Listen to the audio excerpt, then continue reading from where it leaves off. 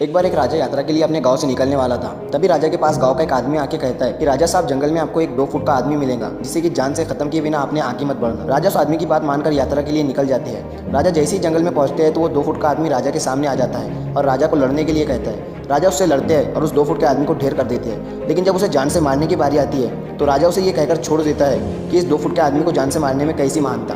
3 दिन के बाद वो 2 फुट का आदमी फिर से राजा के सामने आता है, लेकिन अब वो 4 फुट का हो चुका था। राजा उसे फिर ढेर कर देता है और फिर छोड़ देता है। 2 दिन के बाद फिर से वो आदमी राजा के सामने आता है, लेकिन अब वो 8 फुट का हो चुका था। लेकिन इस बार भी राजा उसे छोड़ देता है और इसी तरह राजा उसे छोड़ते जाता है और वो आदमी हर बार बड़ा होते जाता है। और एक दिन ऐसा आता है कि वो आदमी राजा से भी बड़ा हो जाता है और राजा को मार देता है। दोस्तों, हम भी अपनी ज़िंदगी की छोटी छोटी प्रॉब्लम को इग्नोर करते रहते हैं, जो बाद में बहुत बड़ी बनकर हमारे सामने आ जाती है।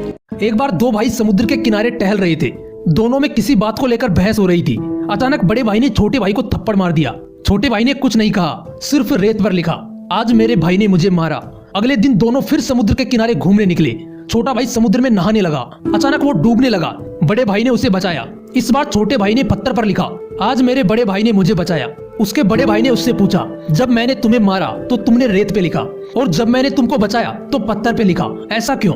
विवेकशील छोटे भाई ने जवाब दिया, जब हमें कोई दुख दे तो रेत पे लिखना चाहिए ताकि वो जल्दी मिट जाए, और जब हमारे लिए कोई अच्छा करे तो उसे पत्थर पर लिखना चाहिए जो कभी ना मिट पाए और हमेशा के लिए यादगार बन जाए। दोस्तों, इस छोटी सी कहानी से आपने क्या सीखा? कमेंट बॉक्स में जरूर बताना। जय हिंद।